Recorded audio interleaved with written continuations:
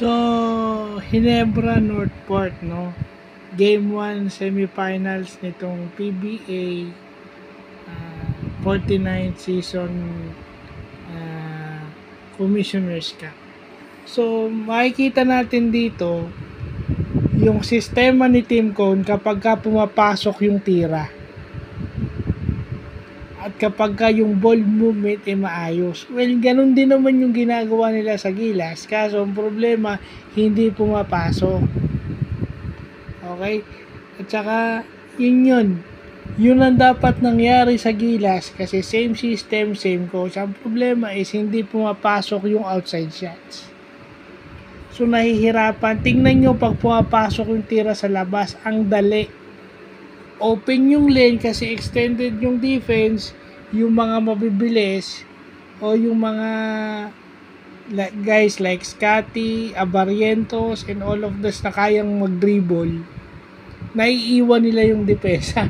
I mean, hindi ko matandaan na si Fran Yu bumaksak sa sahig dahil sa isang crossover. Actually, si Fran Yu yung isa sa mga player na kilala ko na hindi ka basta-basta makakapag-crossover kasi aagawan ka niyan. Tatapikan ka niyan kapag ka nag-crossover ka. Pero alam mo naman to, siguro minana nito sa Tito Johnny niya yung kanyang crossover. No, dahil pumapasok yung tira nila sa labas. Kita nyo, ang dali ng basketball para sa kanila. So, at saka tingnan nyo yung tira ng halos lahat ng Ginebra. Pang third option lang yung 3. Karamihan ng tira nila, lalo na si Brownlee at saka si Japet, mid-range. Di ba? Walang kahirap-hirap pumunto si Brownlee kasi yung tira niya ginagamit lang niya of the system. Well, siguro parang naunahan lang yung Northport. At aminin na natin na itong Northport hindi pa ata yung mga players ng Northport hindi pa sanay mag-semis.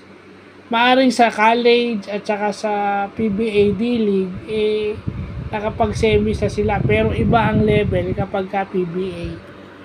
Maaring quarterfinals lang sila pero pagdating mo ng semis which is a 7-game series, mahirap yan. Kaya dapat pinaghahandaan talaga yan. No? Hindi yan basta-basta binabaliwala. And to think Arvin Tolentino is off offensively, kaya nahirapan din yung Northport. So, yun lang po.